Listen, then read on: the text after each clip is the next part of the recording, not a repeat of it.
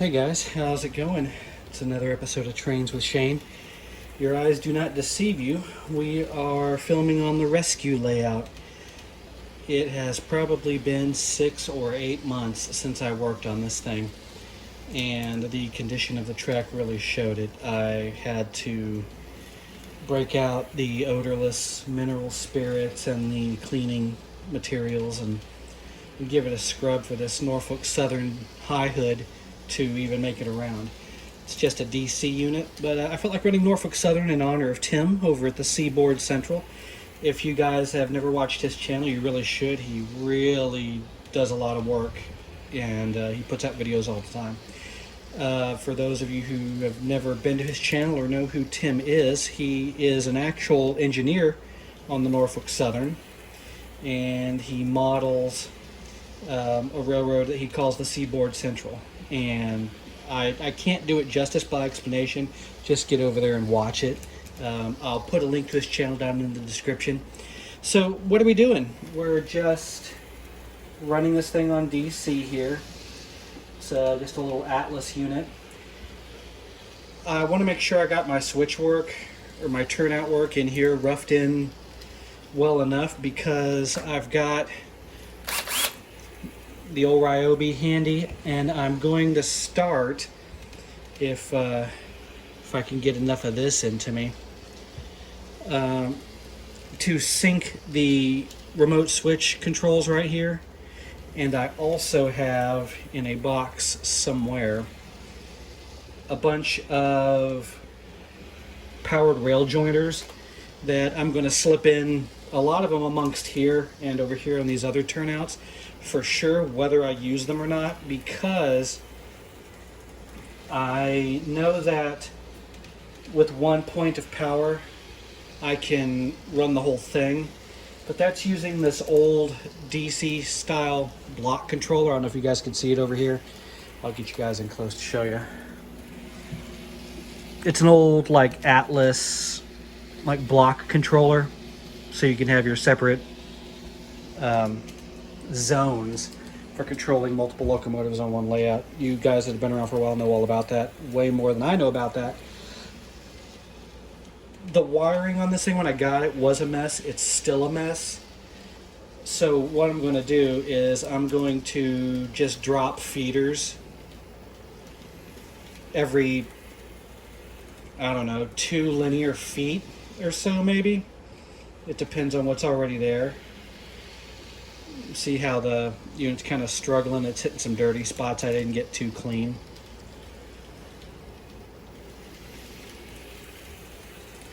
But I'm just using old pieces of t-shirt, which I found to work pretty well. They don't leave a ton of lint. I didn't vacuum any of this stuff off, so there's debris everywhere. I need to vacuum it all. I need to get on to drilling these holes so I can run the turnout control wires down just to get them out of the way. Then I'll come through and nail down the track on the sections I've got. Well, I don't know if you guys can tell in here, but I picked up a bunch of these small, impossibly tiny N-scale track nails to where you can nail right in between certain spots where these the ties have holes in them. So, and it's designed for them little tiny nails. I'm going to try to get that roughed in maybe here tonight. I don't know how long I'm going to take on this, but the ballast work and stuff that was done on all this stuff by one of the previous custodians of this layout has made it a little difficult to clean and maintain and everything. So I'm just trying to do my best here. But let me break this right here, and I will see if I can bring you guys back when we are in the middle of some kind of action, hopefully. Alright guys, we're back, and progress has been made, although fairly ham-fisted and sloppy. As you can see, Norfolk Southern is still getting her done like it always does. may have been a couple of derails here and there. It happens. As you can see, I've got all my wires sunk. I added feeder drops here. Let's see, here. And then also up here and here, just because those dead end right there. Everything's interchanges and switches fine in all directions. So I think we're going to be okay to nail all this down, which I'm going to do here in a moment. Next up will be leading off into the first 2 rails of the yard here. I will probably do that some other time. I'm a little tired, but I think that's about 1/3, maybe 40% of the drilling that I needed to do. As you can see, we've got the 2 switches down here on the lower part of the yard, in addition to the one we just talked about. We've got one here and one way up here that come off the main line. So hopefully those will be a little easier. This little mess right here was going to be the problem child, so that's why I wanted to get it done first. So now I don't have to wiggle stray wires out of the way to interchange this. I did not connect any of the feeders. As you can see, Norfolk Southern did just derail over there on the other side of the track. That's probably due to debris, if I had to guess. I need to locate my little vacuum. As you see, we got wood shavings and crap just strewn all over. I just wanted to rough this out and get it done, and that at least gives us a stopping point for now. I haven't broke out the nails yet. I want to wait until I get this stuff done right here. That way most of this can get put hard down and we can leave this stuff float until we're done with it. So yeah, I don't know. If you guys have ever watched Roadkill, you'll know that David Freiberger likes to say, don't get it right, just get it running. And that's what we're doing here on the rescue layout. This isn't going to be it's not a proper how-to for sure. I got after it with a 1/4-inch drill bit and sunk all my wires. They're all just laying under there bare, but there's nothing underneath this thing, as you can see, so we can always flip this up on its side and wire it later, which is the plan. Okay guys, I've got some updates. I've been working on this a little bit more. It's been a few days, as you can tell by my assortment of, I'm not sure I would call precision instruments, but I do have a file, so for that special hand fit. One of the problems that I was having was right here on this turnout in the yard. As you guys know who have watched this, I don't want to call it a series, but have watched the previous videos on this layout, you'll know that I stripped out all of the turnouts and replaced them with Atlas Code 80s as best I could. I probably would have been better off with Pico remote turnouts, but this is what I ended up with, so we're running it. I've got the remote turnout controls wiring sunken, and the you can see where I ran the power jointers down through there. I did those here, get y'all in frame, here and here, up here, way up here, and I think that's it so far. So I'm shifting my focus a little bit further down. We've had problems here with track length, so I've been working on cutting together. Am I even pointed at the right turnout? No, I'm not. This one, if you guys can see, I've cut in little sections of rail to not very well fill the gap. As you can see, we've still got a little gap right there. This one was flush. This one isn't. I could probably shorten this, the top one here, by 1 millimeter.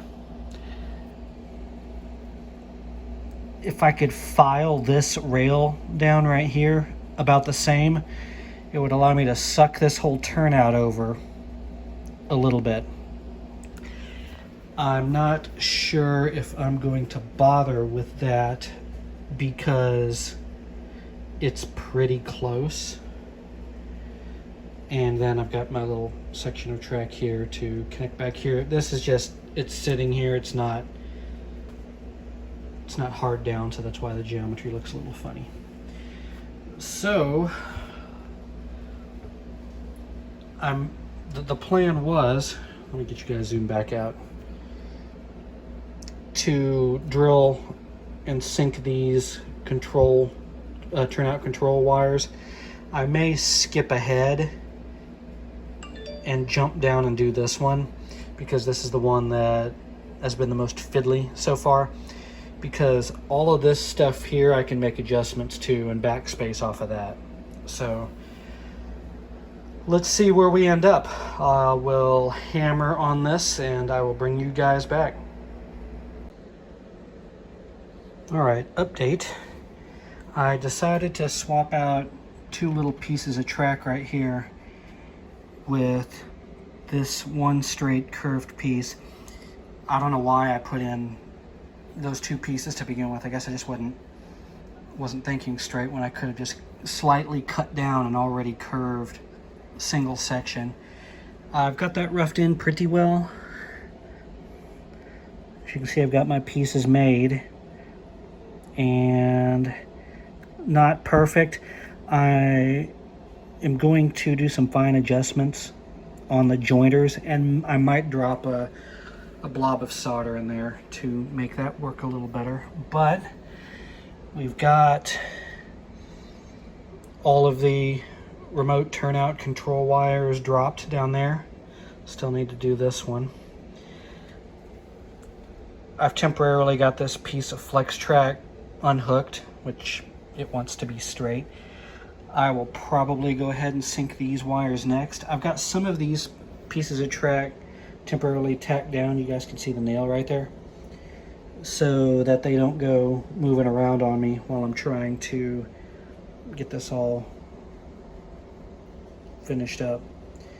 And as you can see, it's still kind of a mess, although I did break out the vacuum and clean up some of the wood shavings and things like that from work a few days ago. But it's coming along. More updates to follow in just a minute. Oh, and in case anyone's wondering, I'm using a 1/4 inch drill bit on a standard Ryobi hand drill and a chisel on a number 2 hobby knife handle. For cutting the rails, I'm just using these thick side cutters and then tuning it up with a small file. And when I'm tuning up those edges, I hold it in this pair of flat nose pliers. Got the Tanya Harding. So yeah, we are getting close, guys. I'll update you in just a moment. Welcome back, everybody. Welcome to another episode of the Seaboard Central. Another shout out to Tim over at Seaboard Central, Norfolk Southern, running it along the layout here. Yeah, done. All of the turnouts and everything have had the remote throw control wires drilled and dropped. It's not the prettiest track work in the world, but I'll do better next time. Probably because I'm going to be using Kato Unitrack, if I'm honest. But tested everything through all the switchbacks and stuff through here. Working well, nothing hangs up. All of the oil and oil filters are All of the turnouts work in both straight and diverging in all directions. All of the long legs of the storage slash classification yard here work. These two spurs here work okay, but it just needs that track ballast and growdiness needs some help. They run up to about here and then stop. So that just needs more cleaning and a tidy. Not today though. So this has really been what I set out to do with the rescue layout in the first place. If you guys remember back from episode number 1,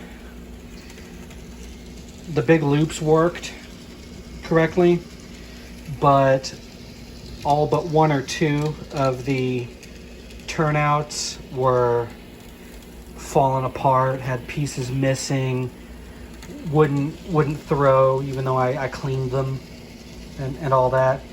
So I just went ahead and said to heck with it and replaced all of them.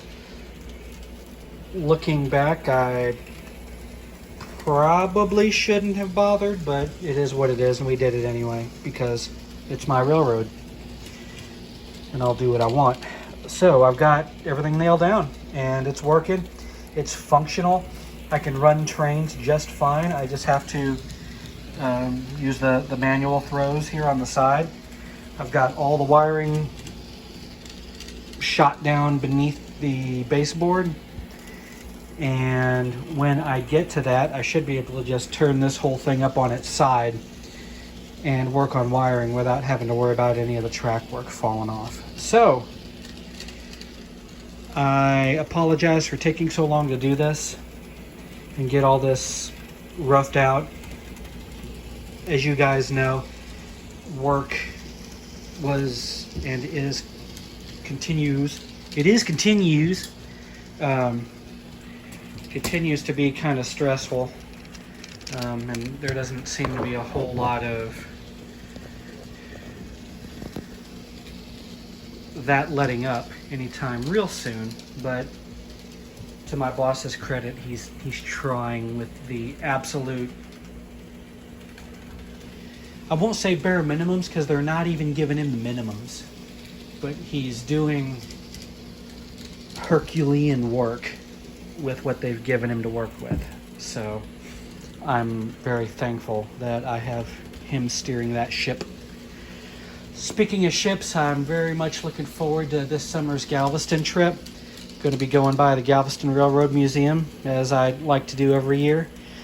If you guys look through my channel, you'll see where I actually got to run the little 80-ton switcher for a moment or two, and that was awesome. It was amazing, fantastic. Any of you rail fans that know, you know. So expect to see some coverage from that, maybe, if I remember to take my camera for that. And yeah, rescue layout phase 1 complete. I'm running this on DC for right now. I am going to test it on DCC here as well. I'm going to have to get rid of this stuff here, which was the old Atlas block control, and we'll work on that. Let me get you set back down here. We'll work on that when we tackle wiring, if I need to. I think this whole thing's running on one set of feeder wires. That's a positive and negative in one spot on this whole thing. And it works fairly well, but as you guys know, I dropped additional feeders where I thought would benefit just using these Pico wired rail joiners. So yeah, tell me what you guys think. Don't beat me up too bad in the comments. This is my first attempt at doing any kind of meaningful track work. and it might not be pretty, but it works. Kind of like me. So with that, guys, I'm going to sign off on this one. Let me see if I can get Norfolk Southern stopped right here in the middle of the shot.